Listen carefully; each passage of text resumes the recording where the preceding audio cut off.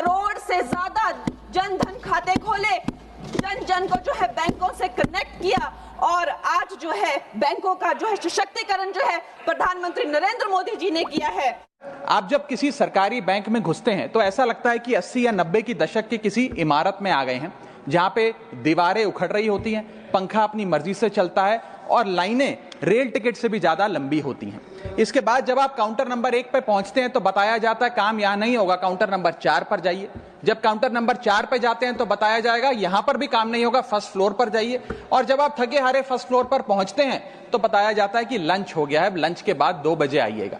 2:15 पहुंचते हैं तो बताया जाता है कि लंच एक्सटेंड हो गया, अभी कर्मचारी गुलाब जामुन खा रहे हैं। यह व्यवस्था है कस्टमर सर्विस की एक सरकारी बैंक में। और आज हम जहां चांद पर पहुंच गए, यूपीआई से गोलगप्पे खरीद रहे हैं, लेकिन हमारी सरकारी बैंकिंग व्यवस्था 80-90 के दशक से बाहर नहीं आ पा रही है।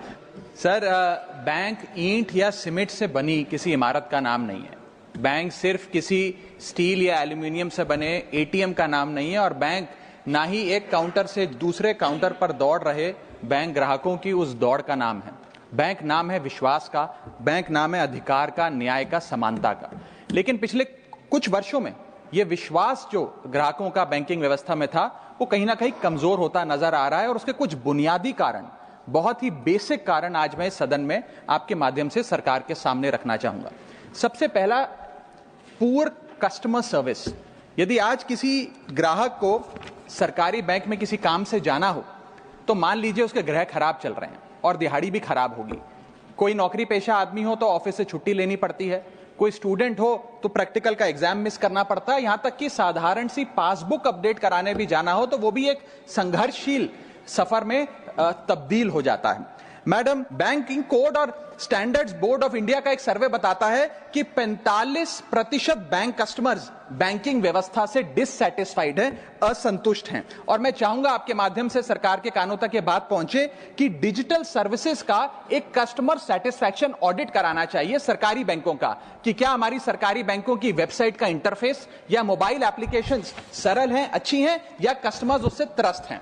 दूसरा बड़ी समस्या है रूरल इंडिया के अंदर limited access to banking infrastructure. आइए गांव की ओर चलते हैं। मैडम, क्या हमारी बैंकिंग व्यवस्था ग्रामीण इलाकों तक पहुंच चुकी है? नाबार्ड की एक रिपोर्ट बताती है कि 50% off rural India is still suffering from lack of adequate access to banking. Financial inclusion index की, आरबीआई की 2020 की रिपोर्ट बताती है कि ग्रामीण भारत में हर 100 में से मात्र 54 लोगों तक ही हमारी बैंकिंग व्यवस्था जैसे तैसे पहुंच पाई है। और 30% से ज्यादा रूरल हाउसहोल्ड आज भी ऐसे हैं जो पूरी तरीके से अनबैंक्ड हैं।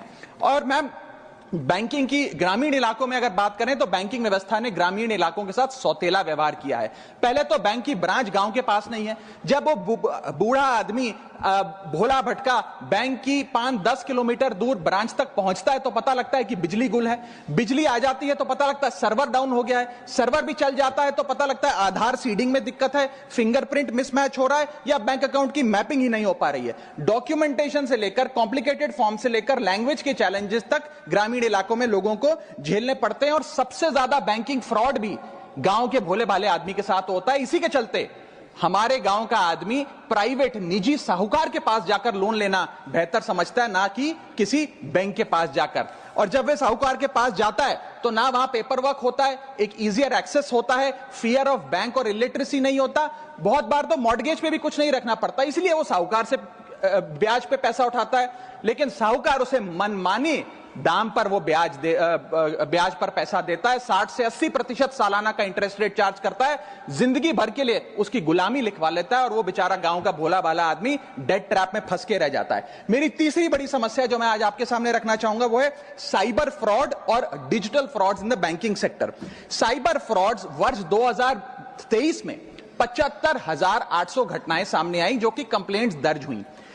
वर्ष 2024 आते आते 75,000 से बढ़कर यह आंकड़ा 2,92,000 हो गया, यानी कि 285% के बैंकिंग फ्रॉड्स की घटनाओं में इजाफा देखा गया। और 2100 करोड़ रुपए लोगों के इस बैंकिंग फ्रॉड के चलते जीरो हो गए, शून्य हो गए, उनका नुकसान हो गया। और सबसे ज्यादा कंप्लेंट्स इसमें यूपीआई रिलेटेड बैंकिंग फ्रॉड्स की आई हैं। मैडम, मैं आपको बताना चाहूंगा कि मनी थेफ्ट के साथ साथ उतना ही जरूरी है डेटा थेफ्ट। जब आप बैंक को पूरे विश्वास के साथ अपना डेटा देते हैं, अपना पैन देते हैं, अपना नाम, एड्रेस, डेट ऑफ बर्थ, तमाम चीजें देती हैं, क्या बैंक आपके डेटा को सुरक्षित रख पाता है? क्या बैंक वो जाने अनजाने में या डेटा चोरी के माध्यम से वो सारा हमारा डेटा मार्केटिंग कंपनियों के पास, क्रेडिट कार्ड कंपनियों के पास, लोन देने वाले, फ्लैट बेचने वाले लोगों तक नहीं पहुंचता? एक रिपोर्ट के मुताबिक 2019 में एसबीआई के 3 million customer account data leak हो गया और तमाम बैंकिंग हिस्ट्री लीक हो गई। 2021 में मोबीविक का 8.2 TB का केवाईसी डेटा ही लीक हो गया। 2021 में एक पेमेंट गेटवे जस्टपे का 100 मिलियन क्रेडिट कार्ड की पेमेंट डिटेल्स और रिकॉर्ड्स लीक हो गई।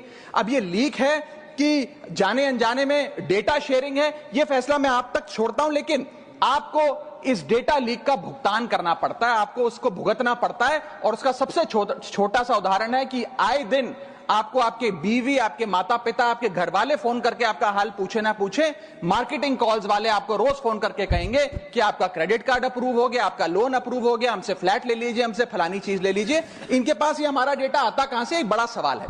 चौथी समस्या, हिडन चार्जेस और फीस। मैं चाहूंगा आपके माध्यम से ये नाना प्रकार के चार्जेस जो आज मैं सदन में लाया हूं, ये माननीय वित्त मंत्री जी तक पहुंचे, ताकि देश के आम आदमी की जो जेब बैंकिंग सिस्टम काट रहा है, ये उसे पता लगे, ग्राहक को भी और माननीय वित्त मंत्री जी को भी।